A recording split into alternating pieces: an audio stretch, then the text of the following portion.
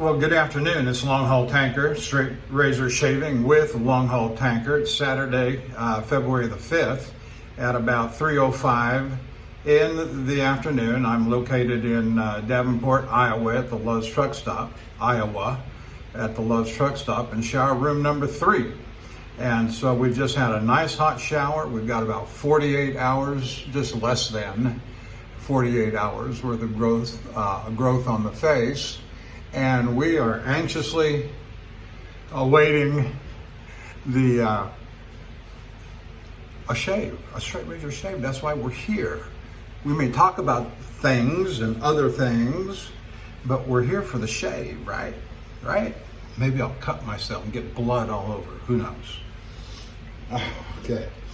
I want to show you this razor. It's just a beautiful, beautiful 5/8 razor with a plastic black scales and Golddachs, I guess, D-A-C-H-S. It's a Solingen razor.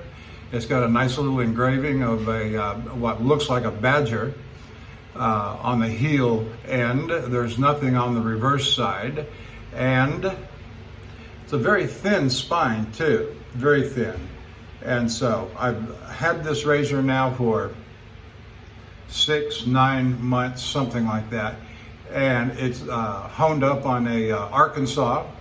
Don't know, probably a black, maybe a translucent. Yeah, I don't remember. So next time it needs a touch up, we will make a selection but we like the Arkansas stones very much. And so for our brush, we're using the VP Leon Hardy handle that has a replacement knot from the Golden Nib. It's approximately 30 millimeters, premium Silvertip Badger. And we'll let that soak for just a minute more. Let's take this soap water. Here, I've got very hot water in the sink and in the shower too, so I was very happy about that. Got a fan just over my left shoulder on the wall. And we're using the Osma alum shaving soap. I don't have a sticker, I don't have a label. And I did order a new order of this, and I saw where they now are shipping it or containing it in a jar with a label and so forth. So that should be home by the time I get back.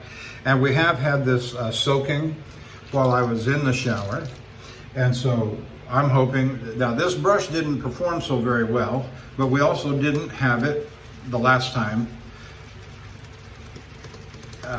before last. And so I'm hoping this time it's going to do very well. I'm going to load it extra heavy.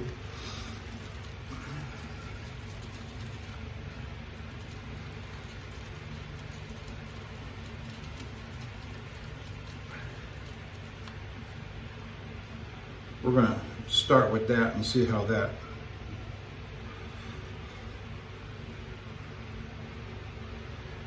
that performs. You know, I want to make a comment here, because I've been watching, I don't know if he's a new guy, not a new guy.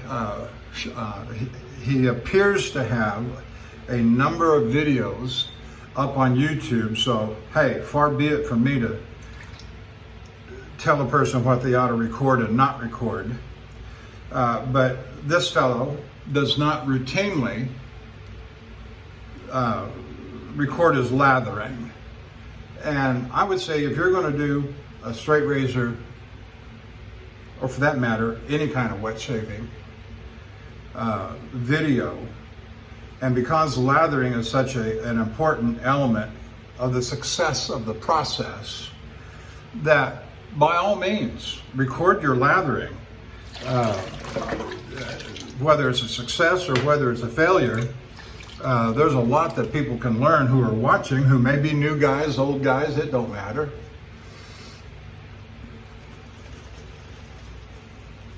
Oh yeah, I got a lot of soap on there. I probably got enough for 3 shaves. But we're going to whip it up.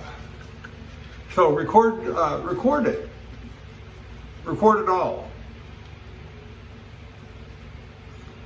The straight razor enthusiast, the wet shaving enthusiast, if he's interested in the process, he's going to watch it. I'm telling you, they're going to watch it. My videos are routinely 55 minutes to an hour and 10 minutes, you know, and I don't whine over it. Watch it or don't watch it. Put it on some faster speed like 1.5, 1.25, it don't matter. And people have been writing me and telling me, yeah, I watch it at 1.5 or 1.25, either way. And I can still understand the words you're saying. Well, that's great. That means I can go an extra 30 minutes, right?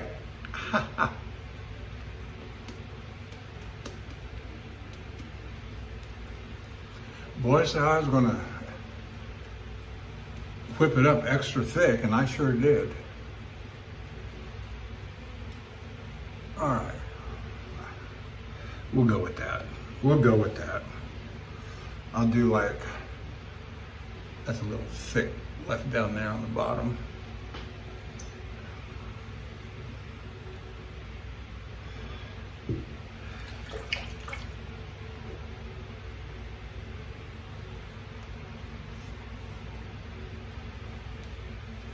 So yesterday, oh my goodness, it was a hellacious day of driving. I started the day yesterday in Jonesboro, Arkansas, at the Love's truck stop there. And I don't normally take I-40 eastbound out of Little Rock. I think that's a death trap. I will avoid that at all costs. And so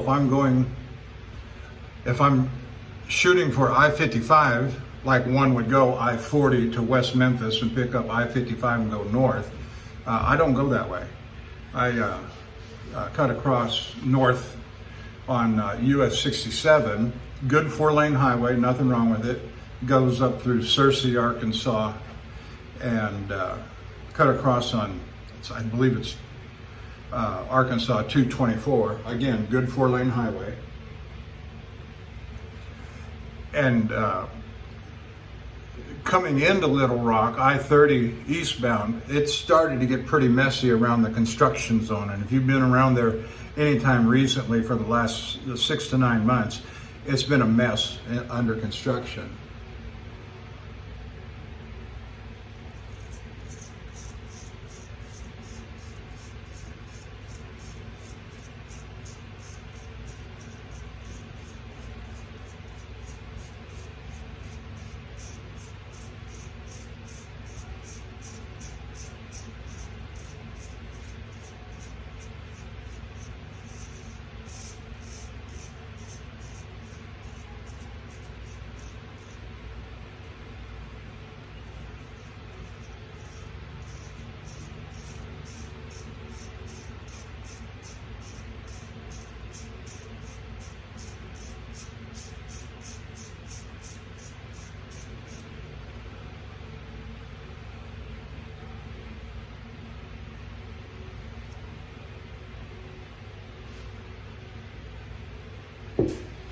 But by the time I got to the north side of Little Rock on US 67, ice-packed roads, absolutely terrible.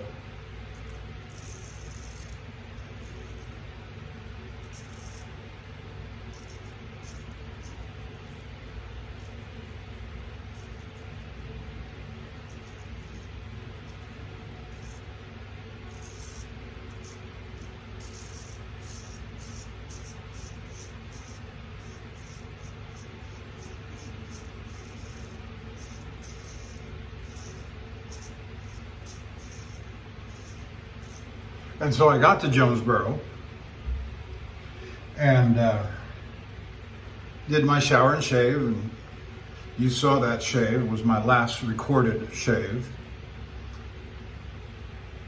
And I'm thinking to myself, well, I'll give the DOT crews, overnight, like I can do anything about it, to clean the roads, get the roads cleaned up. By the time I get from Jonesboro to Blytheville, Arkansas, and get to I-55, the roads will be clear.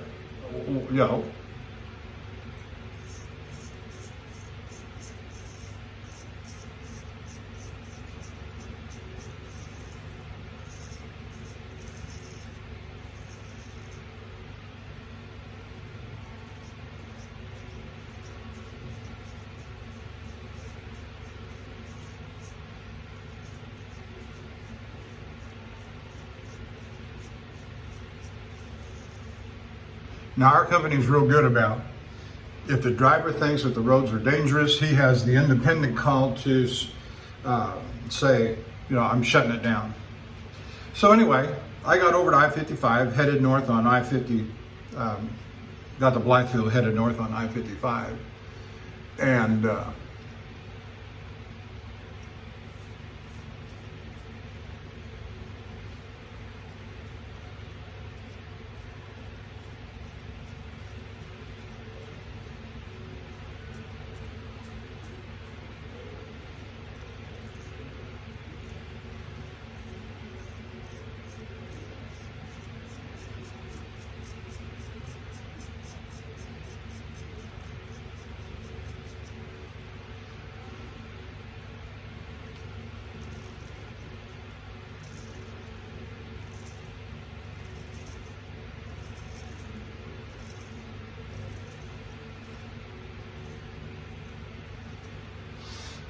the left lane on I-55 northbound was all iced up, impassable, without extreme danger.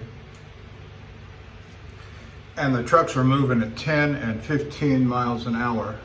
I say trucks, all the vehicles.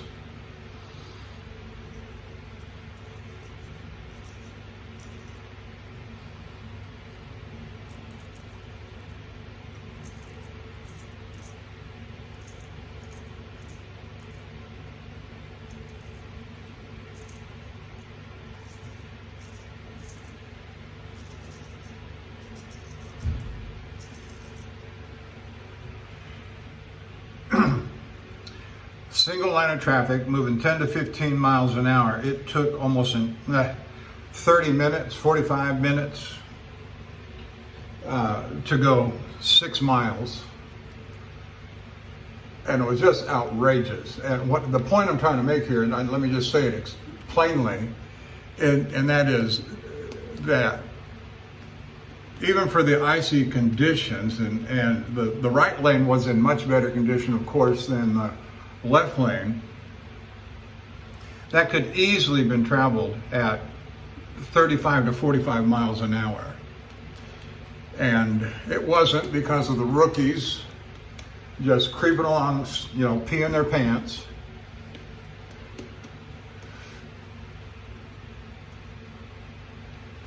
Not knowing how to drive on the ice roads.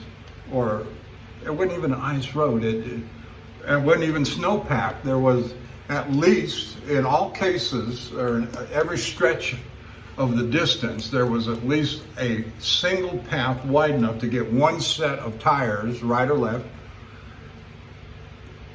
touching pavement. That's enough. I can go 65 miles an hour on snow and ice. Not advised.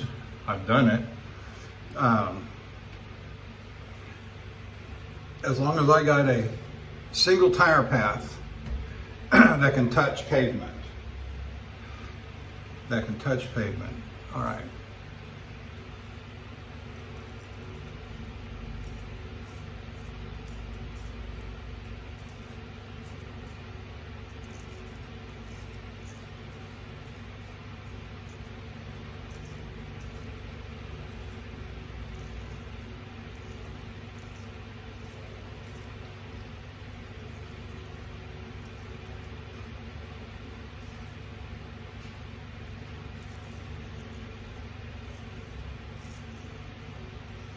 Now let me make a caveat to that as well. We were in southern Missouri near the Arkansas line, going up northbound on I-55, And I will make a distinction between winter conditions in the Midwest and the East versus the West, Colorado, Wyoming, Montana.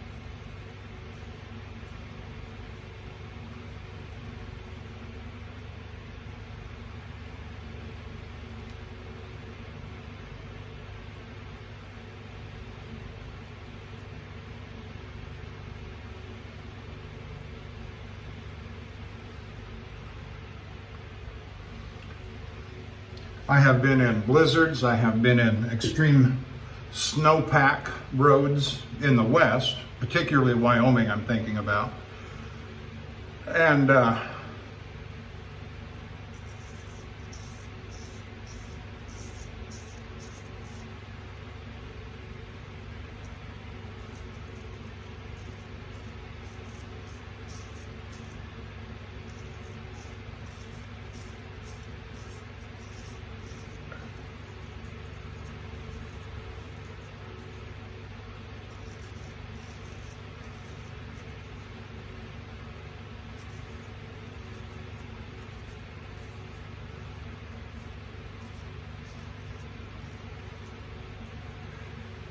as long as you got that single path for a tire, you can go 65. I don't recommend it again, and I've driven it at 65 in blizzard-like, not white out, you know, but heavy snowfall.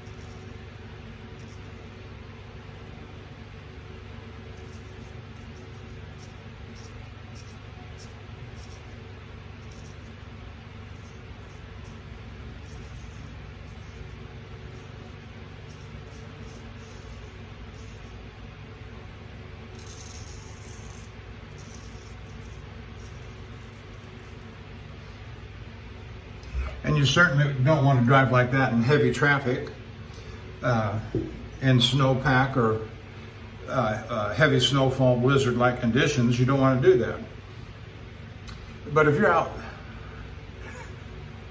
if you're traveling northbound on I-25 in KC, Wyoming, yeah, you can get away with stupid stuff.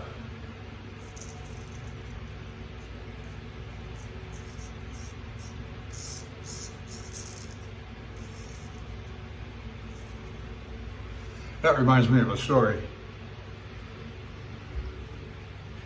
I gotta think, 2 or 3 winters ago, maybe 4, I was driving to Calgary, and I came up what I call the back way. from Dallas Fort Worth, pick up 287, go to Amarillo, go to Boise City, Oklahoma, on US 287, and you come up through eastern Colorado, 2-lane highway. I refuse to go that way ever again, but that's another story.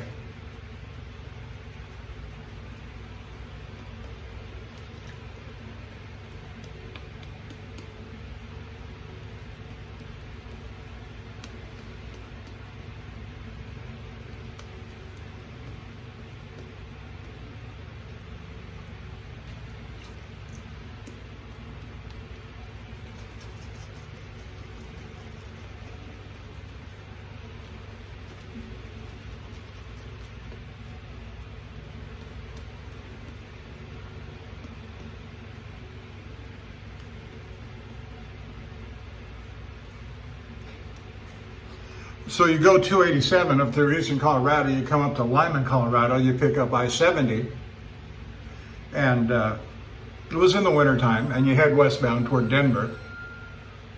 And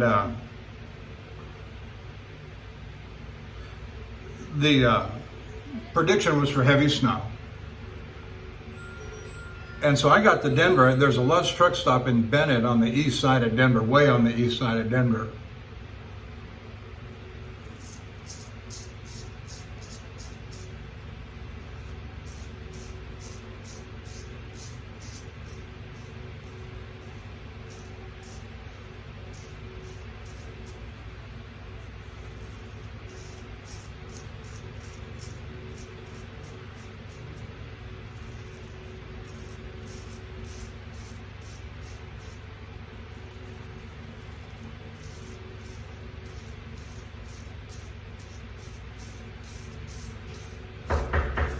Not yet.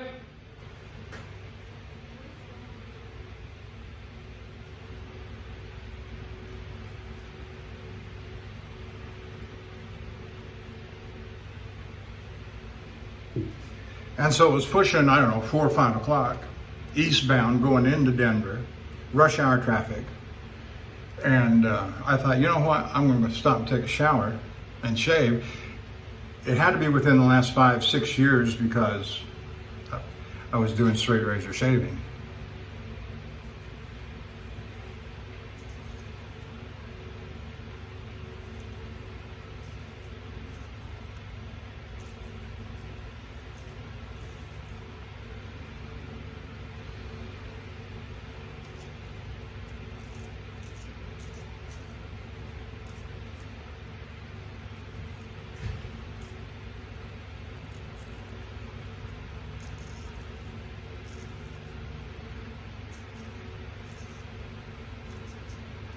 Customer 54. Your shower is ready. Please proceed to shower bar.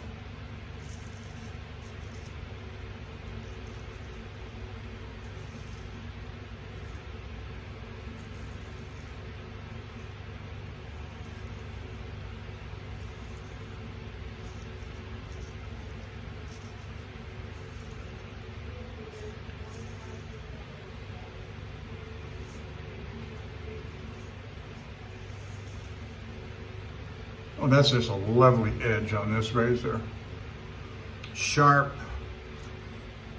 intuitive, responsive. And so the skies, I can't say the skies were clear, but it was not snowing. And so I went in and took my shower and shaved,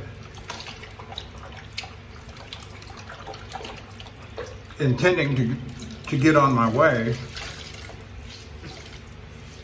after I came out. And when I came out, it was just starting to snow. And so I didn't think much about it. I really didn't. And I got north of Denver, I got north of Cheyenne,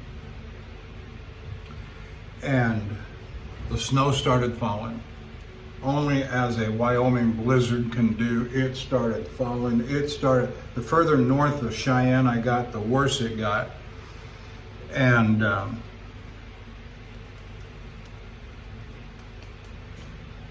then I noticed It was almost like, duh.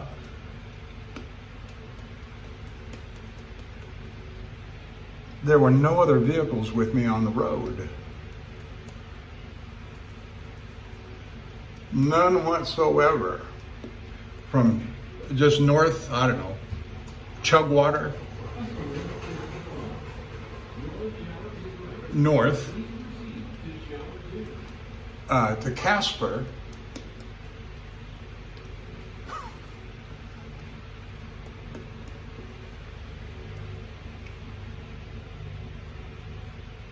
I was all by myself, and I'm trying to pick up stuff on the radio, nothing. CB radio, nothing. I just kept driving. The snow, and it got to a point where I couldn't see the lane markings on the highway, and so I got myself right in the middle of the road, right in the middle, and I was using for my guideposts the reflective markers, yellow on the left, white reflective markers on the right, and I just stayed central to them. I just stayed right in the middle of them.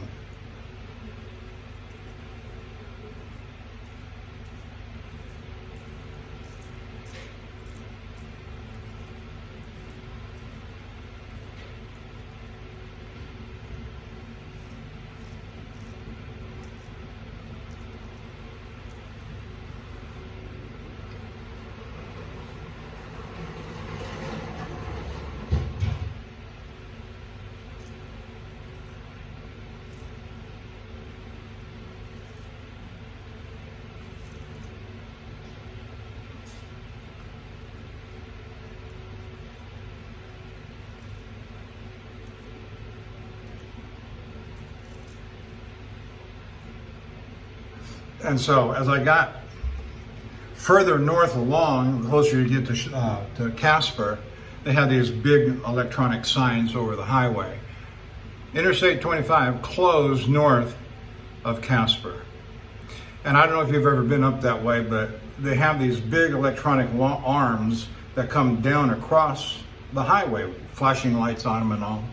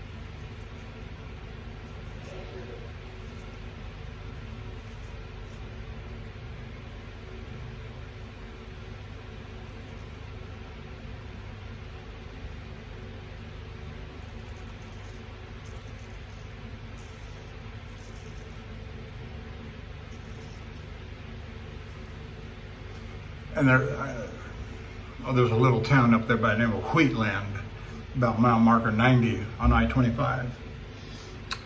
But I think I must have gotten north of that before all of this. Anyway, I got up there, Cheyenne, highways, interstates closed, pulled into one of my favorite truck stops in the whole country up there, Six Hat, or Hat 6,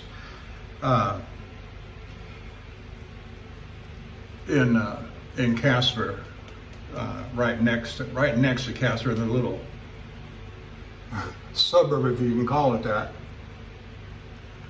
of Casper. We used to make deliveries there. Haven't been there in a long time, other than passing through. Boy, I got the soap tonight, don't I?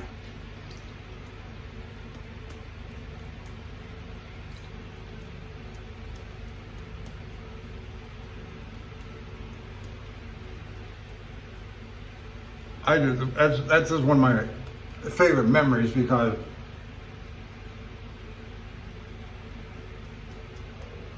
I'm on the interstate all by myself. It's dark, it's blizzarding, it's heavy snow. I mean, it's a mountain blizzard, let me tell you.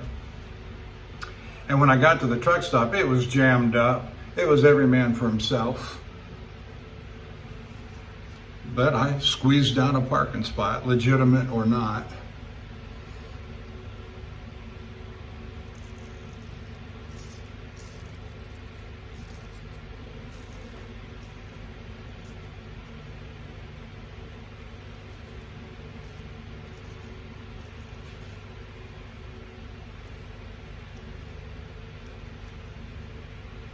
But winter driving is nothing to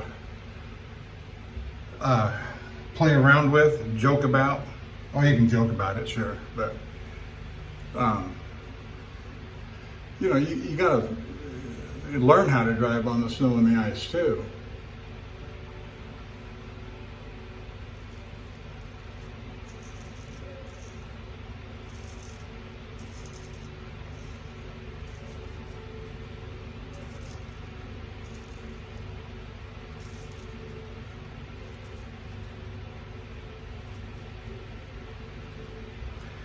Yep, and going 5 and 10 miles an hour for 45 minutes, that'll drive you crazy.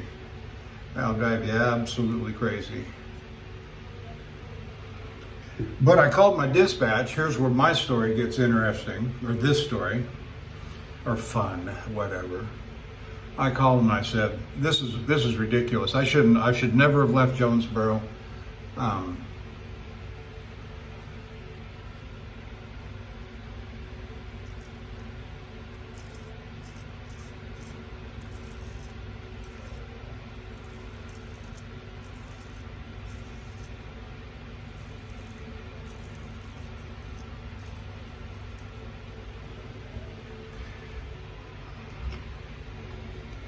The next Love's truck stop north of where I was, right there at the Arkansas-Missouri line, is at Matthews, Missouri, at mile marker 58.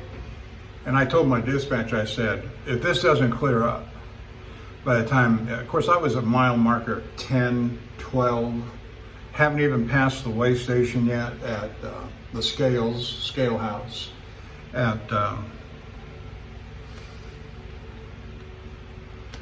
mile marker 20. Hadn't done that yet. And I called dispatch. I said, I'm shutting it down. I said, this is ridiculous. If the roads haven't cleared,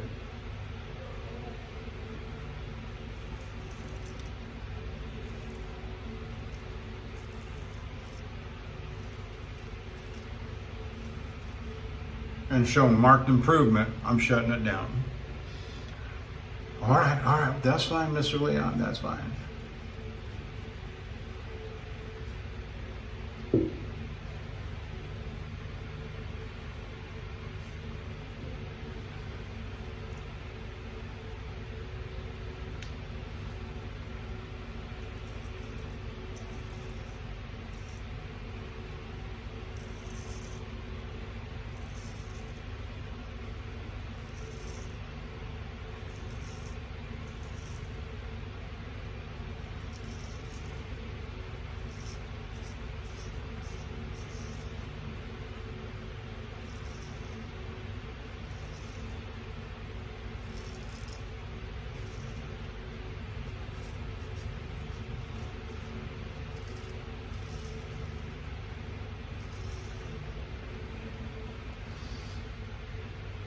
So as I got closer to that Love's in Matthews, the traffic started breaking up. The road started getting a little bit better. The left lane was still all jammed up with snow and ice. It was terrible. And you should have seen there at mile marker 58 where Love's is, there's a Flying J right across the street. And you should have seen on the west side of the road, so you could exit off, ramp over the highway, and then the two truck stops on that west side across the street from each other.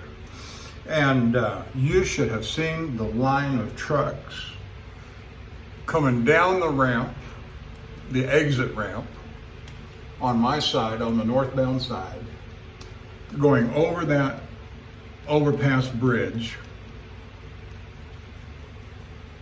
It was a sight to behold.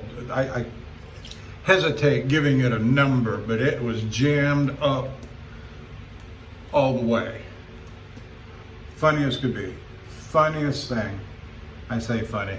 They were looking to do the same thing, you know, which made me start worrying, am I going to find a place to park if I keep going? And if I pull in there, there's no way in the world I'm going to find a place to park.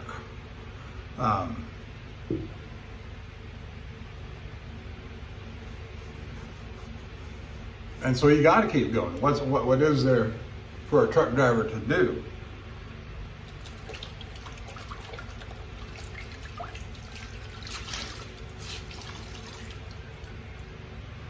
And so the further north I got, though, the better the roads got.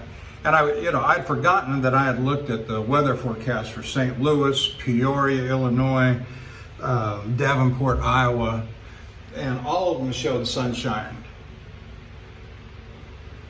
for the rest of yesterday afternoon.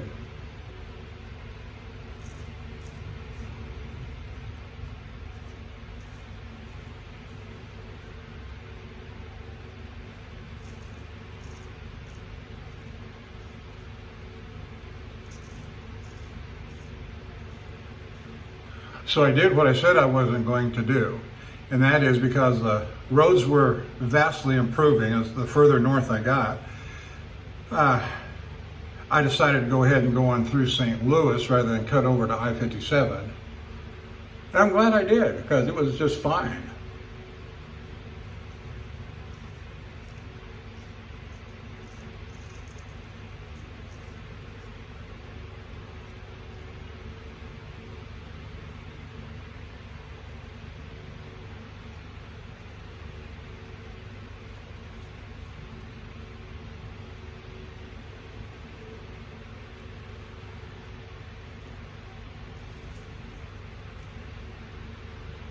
I ended up in Hamel, Illinois, to the northeast of St. Louis last night. Found a parking place. I did stop a little early, about 3 o'clock.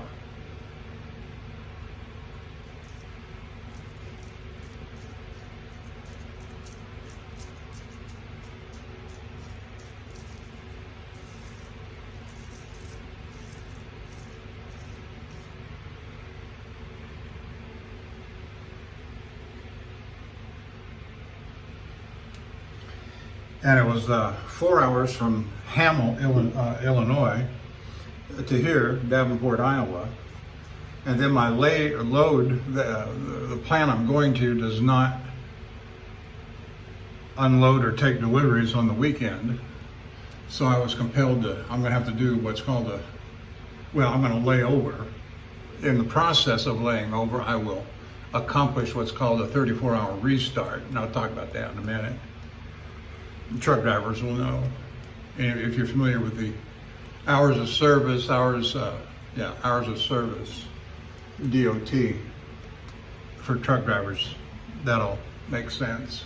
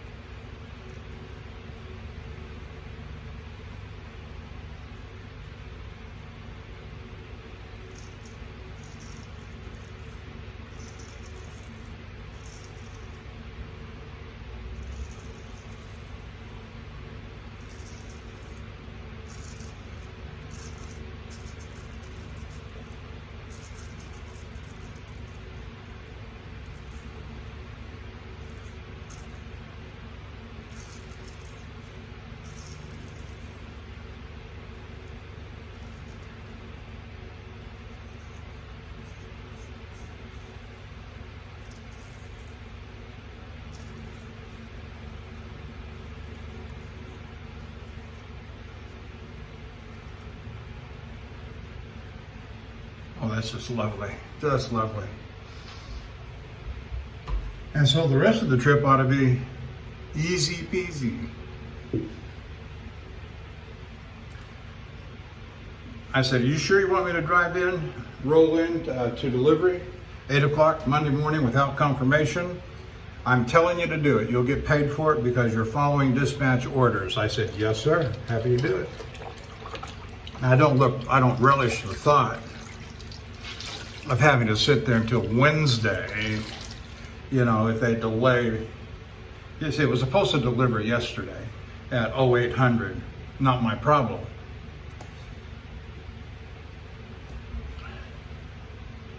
That's when it was scheduled for delivery. But I love it when a plan blows up.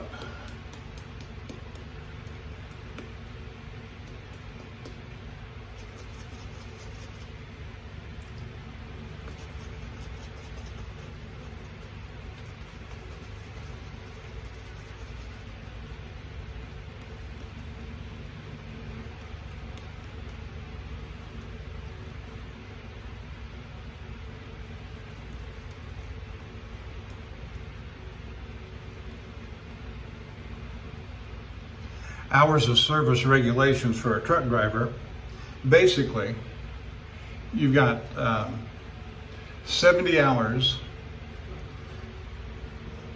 per every 8 days. And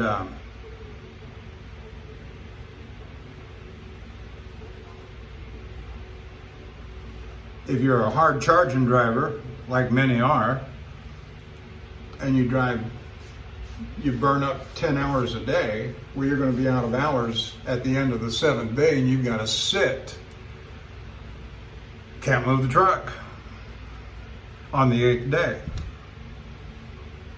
Well, that's kind of a rare, but that's the idea. And so if you were to divide those 70 hours by 8 days, you come up with 9.45. And so that way the driver can manage his hours and continue to roll without interruption. It takes a good bit of management, which is not hard,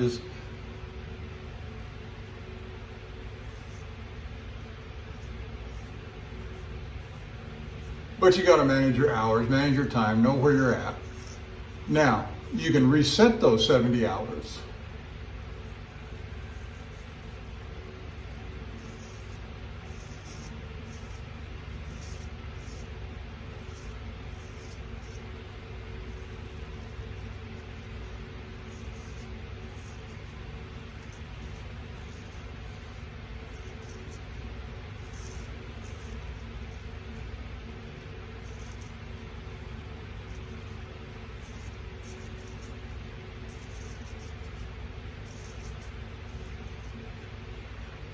If you're on the road, in your truck,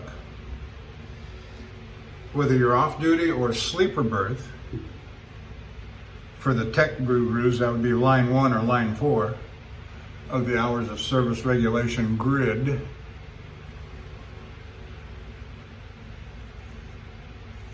Or the old paper book, the old paper log book like we used to use years ago. And frankly, I never actually used it.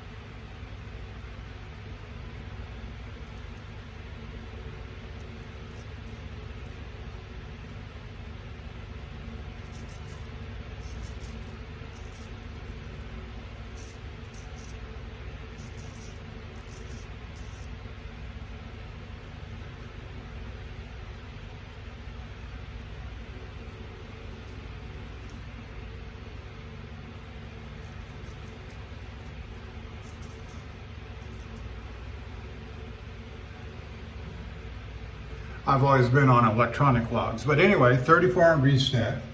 Anytime the truck is not moving, you're in the truck, you're not moving. You don't have to be in the truck, you can be at home. But for every 34-hour break, off duty or sleeper berth, your hours of service will reset to 70.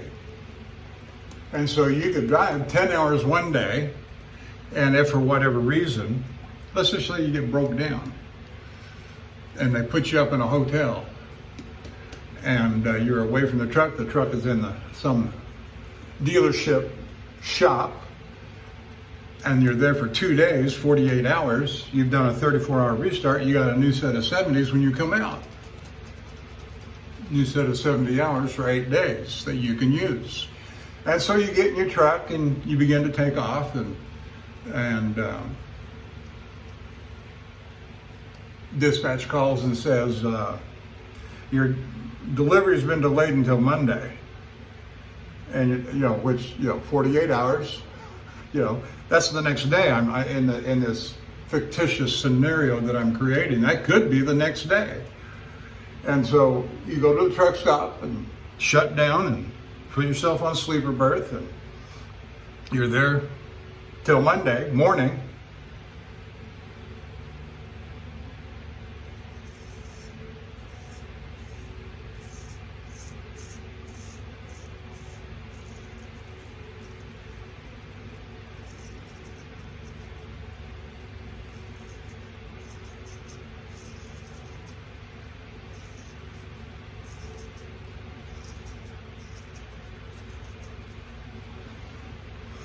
And so now you got another 70 hours because you did another 34-hour restart, but it wasn't barely 24, 36, 48 hours since the last one.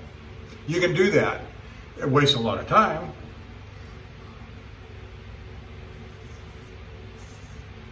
But if you can't move, you can't move. And so you get a restart.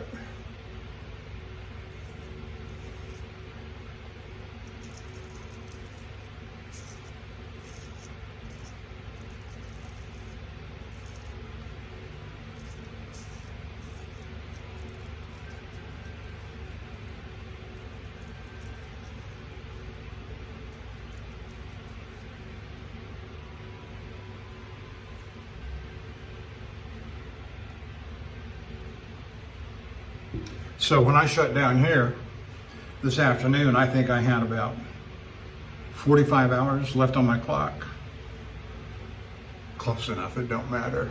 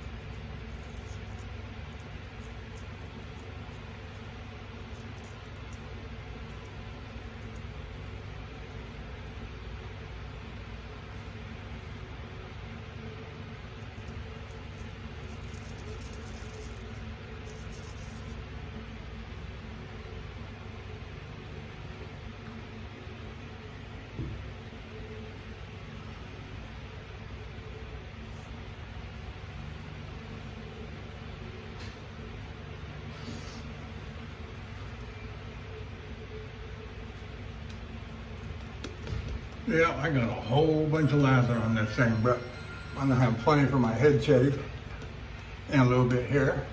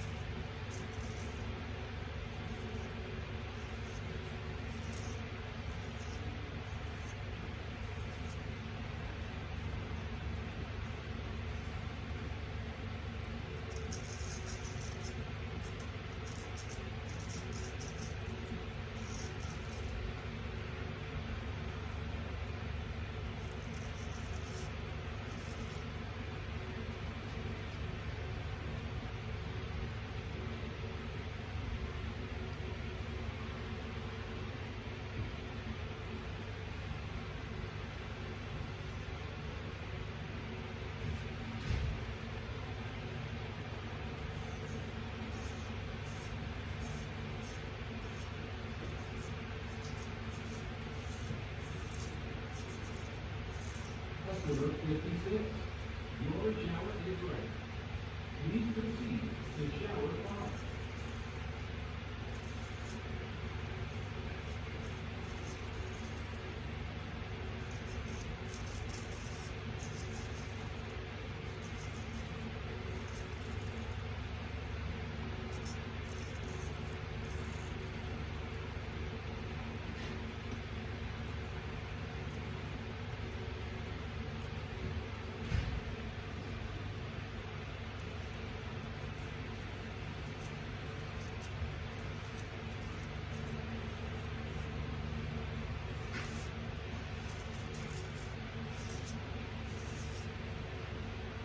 Oh, that feels real good.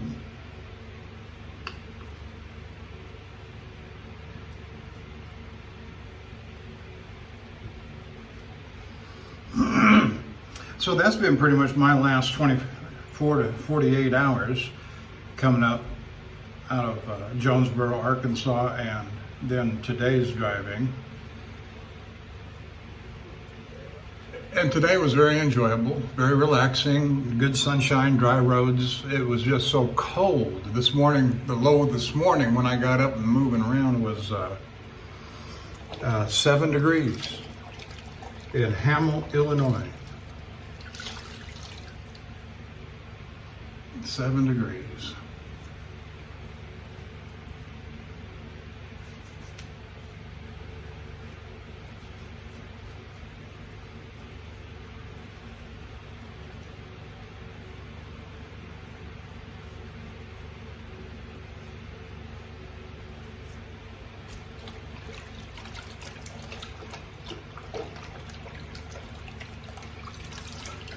I did buzz my head, give myself a little bit of a haircut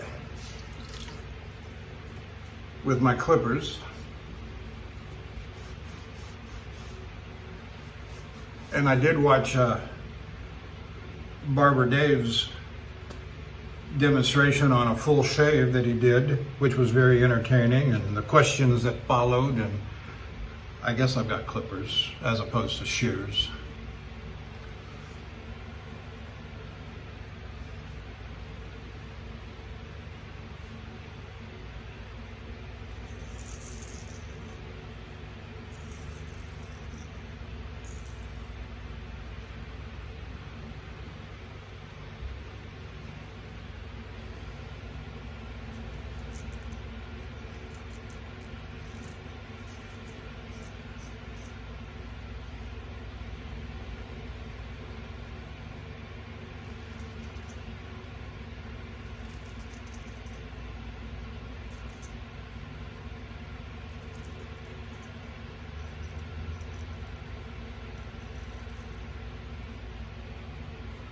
Yeah, that looks pretty good.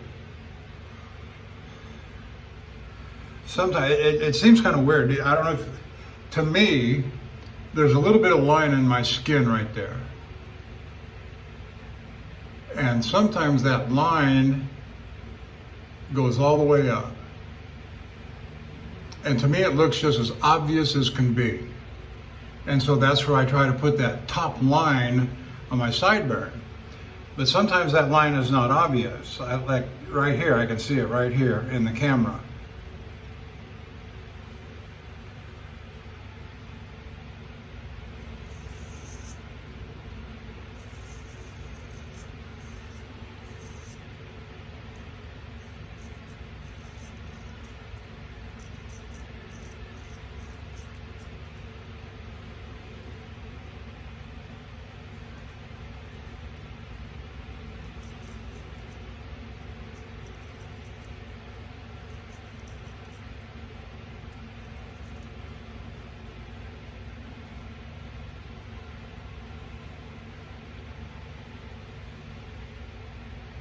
And sometimes,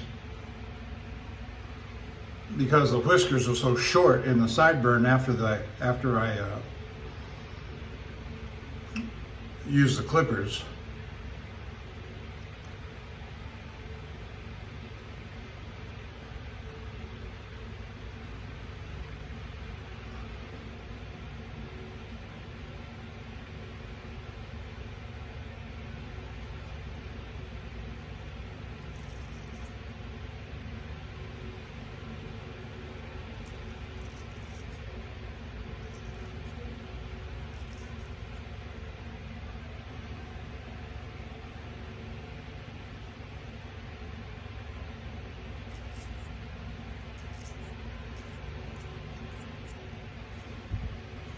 And so usually the second or third shave, after I've used the clippers, that's when I would give real close attention and detail to my sideburns. But right now they're looking pretty good. Looks like I missed a spot right there. Anyway, that's all right. I think we have done a very good job here this afternoon. I'm going to get a sandwich and go hit the sack and get a nap. I may put a movie on Netflix on my big iPad. So that's all I've got today. I hope you enjoyed the shave, the conversation, listening to the stories, and maybe something came out of the straight razor shave and the lathering that was of interest to you. Let me know in the comments. If you're watching me on YouTube, I say thank you. If you're watching me from theshavingcadre.com, thank you again. And go over there and take a look if you're not a member at the Shaving Cadre. I've really enjoyed my association now. We're in February and somewhere around November. So 3 months I've been over there and I'm enjoying it. Wish I could participate more, but constraints of time. Thanks. We'll see you down the road. Bye.